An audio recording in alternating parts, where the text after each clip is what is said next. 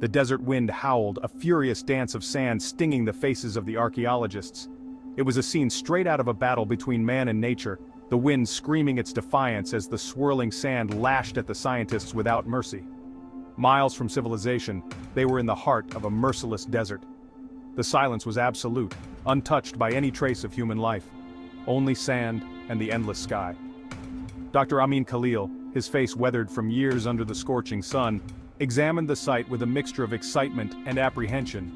He knew that every grain of sand could be hiding an ancient secret, every step a potential path to an incredible discovery. The shifting sands had revealed something extraordinary, a set of ancient stone steps leading down into the darkness. The steps seemed to beckon, inviting them to uncover what lay hidden beneath. It was a discovery that promised to rewrite history, yet as the wind whispered through the newly revealed passage, a shiver of unease ran through the team. A strange feeling hung in the air, as if ancient spirits were watching their every move.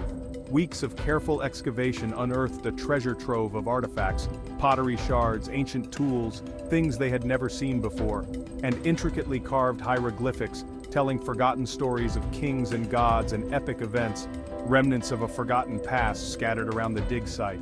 Each piece whispered a part of a larger story, the story of a great civilization lost to the sands of time.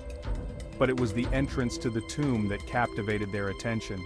It seemed like a gateway to another world, a world shrouded in mystery and danger. The hieroglyphs adorning the entrance were unlike anything they had ever encountered.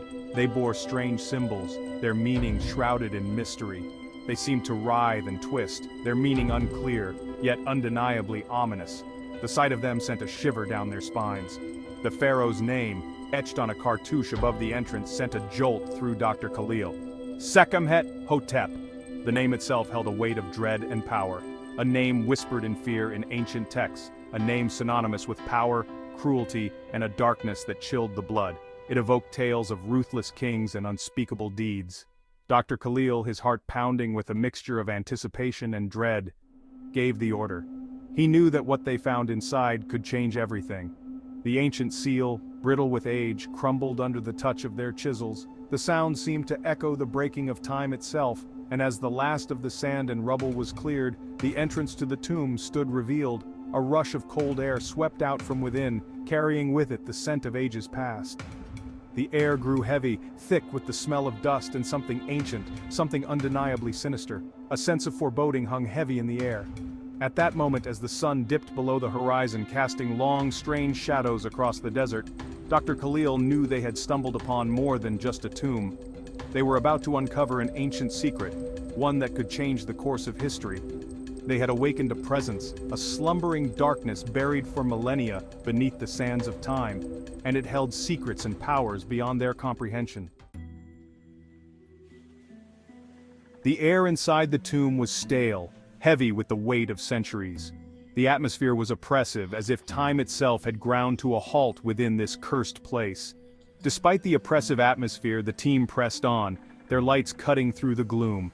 They knew that what awaited them in the depths could be a discovery that would rewrite history. The walls were adorned with vibrant paintings, scenes from the reign of Sekhemthotep. The colors were startlingly vivid against the encroaching darkness.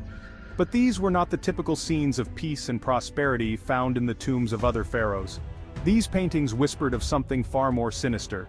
These were depictions of a reign of terror. The faces of those painted on the walls were etched with a primal fear, as if warning of something truly horrifying. Battles raged, rendered in gruesome detail.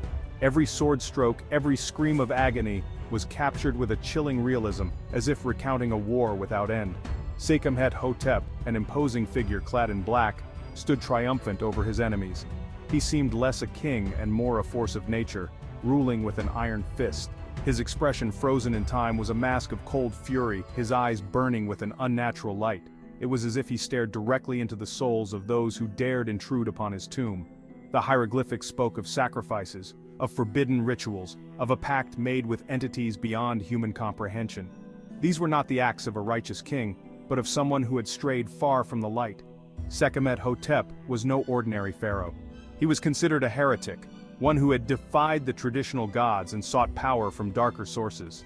A heretic, a sorcerer who had turned his back on the gods of Egypt and embraced darker powers. It was whispered that he commanded magic that could shake the very foundations of the world. Deeper they descended, the air growing colder, the sense of dread more palpable with each step. The darkness seemed to press in, as if they drew closer to the heart of evil itself. The tomb was a labyrinth, a testament to the pharaoh's paranoia and his desire to protect the secrets buried within.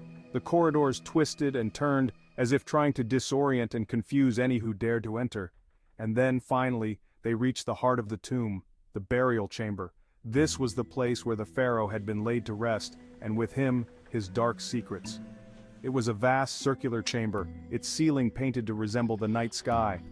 The stars seemed to twinkle eerily in the beam of their lights, and in the center stood a sarcophagus, crafted from a black obsidian so dark it seemed to absorb the light itself.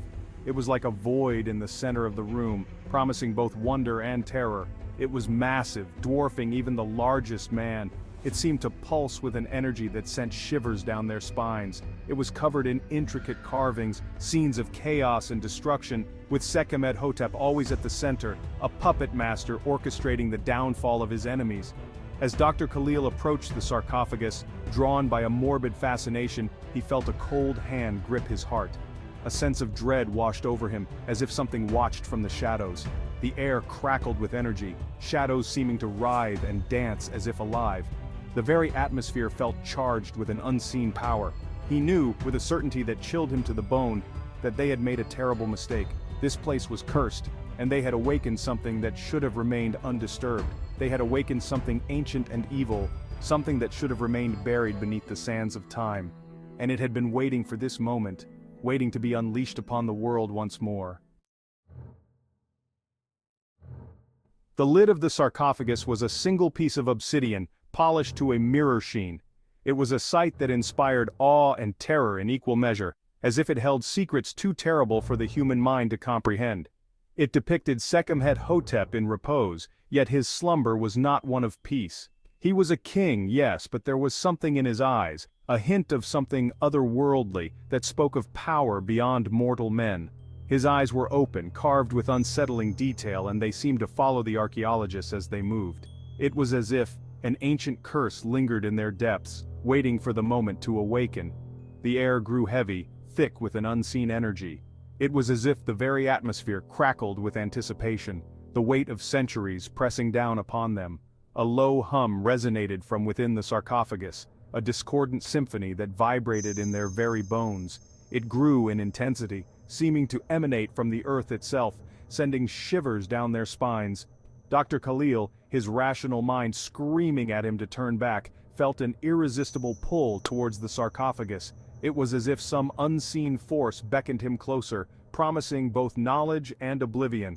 He knew it was foolish, madness even, but the lure of the unknown, the need to uncover the secrets of the past, overwhelmed his better judgment. With trembling hands he reached out and touched the smooth, cold surface of the obsidian. The coldness seemed to leach into his very bones, a final warning unheeded. A jolt of energy, like a bolt of lightning, surged through him, and a blood-curdling scream erupted from the depths of the tomb. It was a sound that seemed to echo across the ages, filled with an ancient and terrible sorrow. The lid of the sarcophagus shifted as if pushed by an unseen hand. It was a subtle movement, but enough to send a wave of terror through those present. Dust and sand rained down as a low groan echoed through the chamber, a sound that seemed to emanate from the very bowels of the earth, heavy with the weight of millennia. Dr. Khalil stumbled back, his heart pounding in his chest. Fear, primal and consuming, gripped him with an icy hand. He watched in horror as a crack appeared in the obsidian, a web of dark lines spreading across its surface like veins of corrupted blood. A wave of cold air, heavy with the stench of decay and something else, something ancient and foul, washed over them. It was a smell that spoke of forgotten things, of powers best left undisturbed. The archaeologists, their faces pale with terror, could only watch in stunned silence as the seal that had held the Heretic King for millennia finally gave way. The tomb, silent for centuries, was awakening, and with its awakening came a terror unlike anything they had ever known. The nightmare had begun.